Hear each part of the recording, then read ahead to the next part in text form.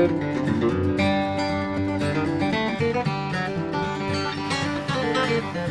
wanted to take a few minutes today and talk about spinnerbait modifications and improvements.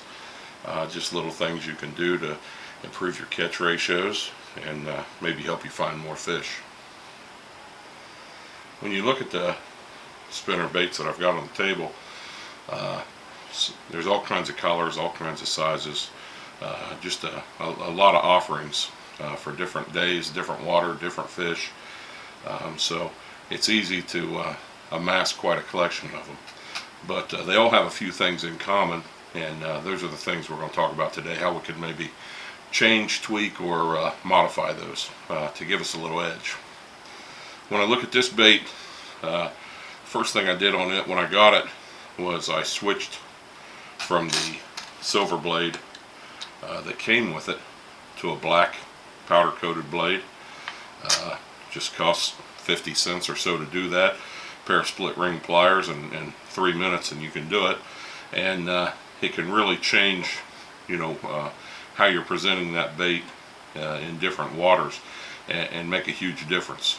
We've seen days where you can pitch, silver blade all day, and all of a sudden you put on a black blade and the fish just go crazy for it. Same with some of these other colors, gold, brass, whatever.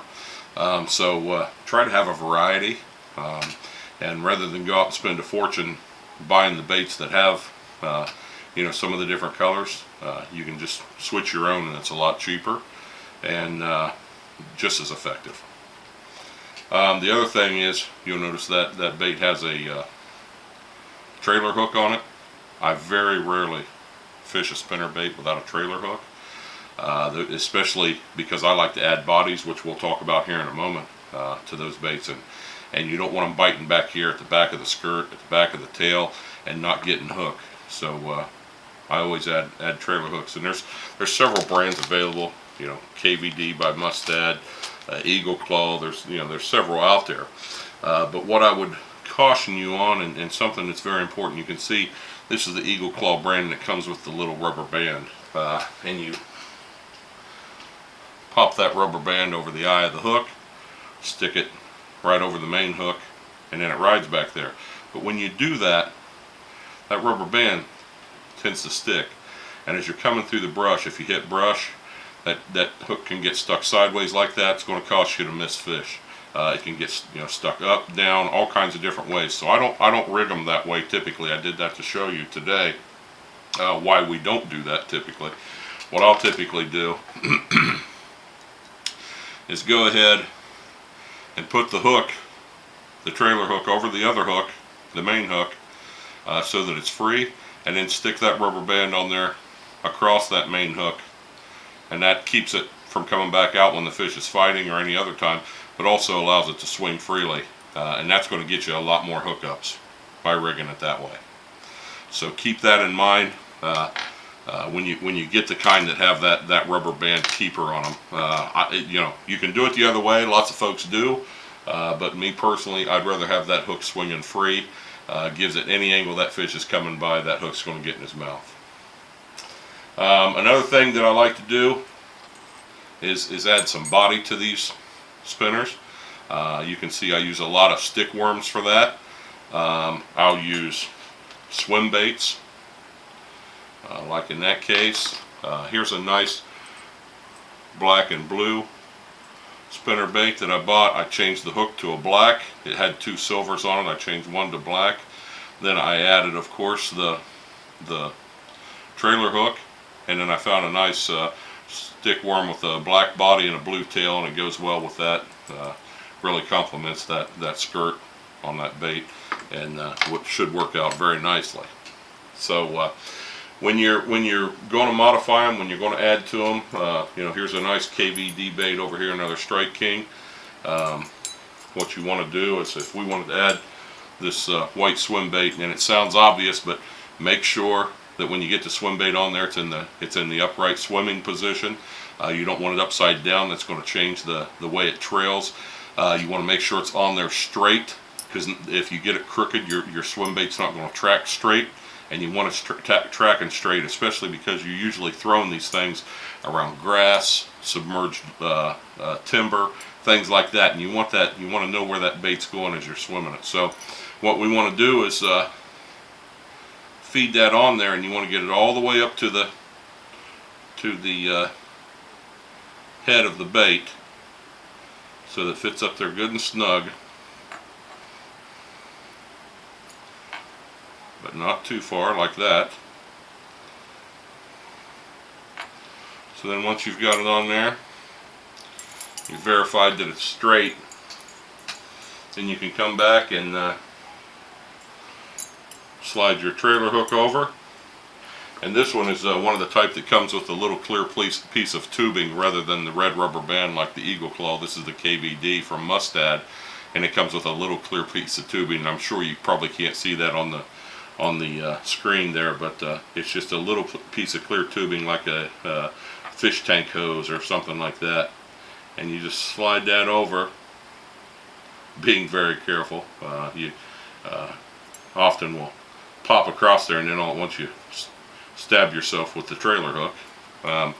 But then once you've got that on there, then that trailer hook's going to ride right on top of that and not interfere with it, and you've got a bait that's ready to hit the water.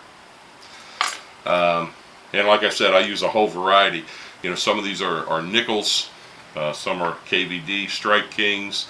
I've got you know, just the cheap Walmart $1 units that hang there on the shelf at Walmart. You know, just all different sizes and styles and cost ranges on them. They all work. They'll all work right out of the package, but these are just ways to make them a little better. Nice little Vic Coomer lures spinner over here. My brother caught a real nice bass on one of these the other day. We had just modified up, but again, right out of the package. You know, nice lure, will definitely catch fish, but what I want to do today is I'm going to add a little swim bait body to it. Just grab one of these out. Once again, we want to make sure, and I'll say it 100 times because it is important, that when that bait's on there, it's swimming in the right direction. Otherwise, it's really going to mess everything up. Take your time, reattach it if you have to. If you get it too far, too short, whatever, you want to make sure that it's centered and that it's going to swim straight, because that's going to make all the difference in the performance. So we've got it on there. It's sitting right. It's straight. Now we want to add the trailer hook. This time I'm using that Eagle Claw model that comes with the little red rubber band. And again, I'm not going to put it over the eye of the hook. I don't like it that way. I want that hook to be free. So I'll stick that on there. Run the rubber band through sideways. Oops, dropped it. Sideways right through the point of the main hook. And those rubber bands are tough, so you got to exert a little pressure on them, but they go right on. Now that hook is positioned to ride right on the tail of that swim bait at just the right point. It's free, it can move around, it can ride with the bait and not have any issues. So that one's ready to go. So anyway,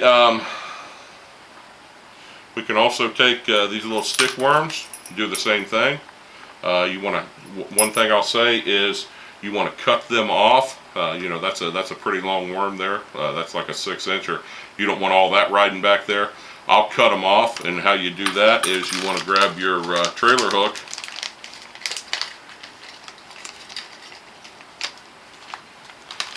toss your trailer hook up there to see how far back it's going to ride, depending on the hook you've chosen. And then we want to mark that worm to cut it off where it's going to ride just maybe behind that, just a short ways. So I like it not quite even, but maybe about like that. So right there's the head of the worm, or the head of the jig bait or swim bait. I'll mark that.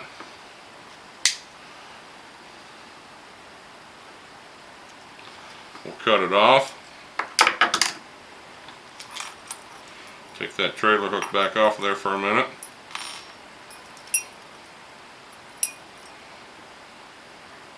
And we want to make sure on this one we want the white side down. It's a laminated worm, so we want the dark up for the back and the white down for the belly. We want it to be riding just like that when it's done. So we'll stick it on there. Thread it far enough again such that it's going to go clear up to the head of the spinnerbait. Pop it out. Get that skirt out of the way and run it all the way up there. I got it a little crooked, so I'm going to rehook it, and that's okay. They'll do that. They'll twist on you, but take your time. Redo it if you have to.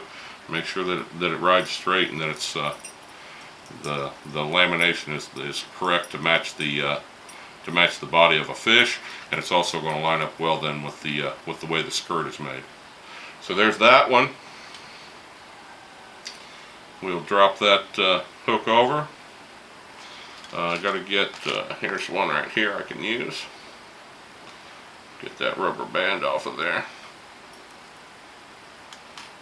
Put that rubber keeper right over the main hook. Be careful not to get hooked in the process. And there you go. Ready for the water. So anyway, hope these tips help you. Hope you try some of them. Hope you have good luck. Let me know how you do. I'd love to hear from you. And tight lines.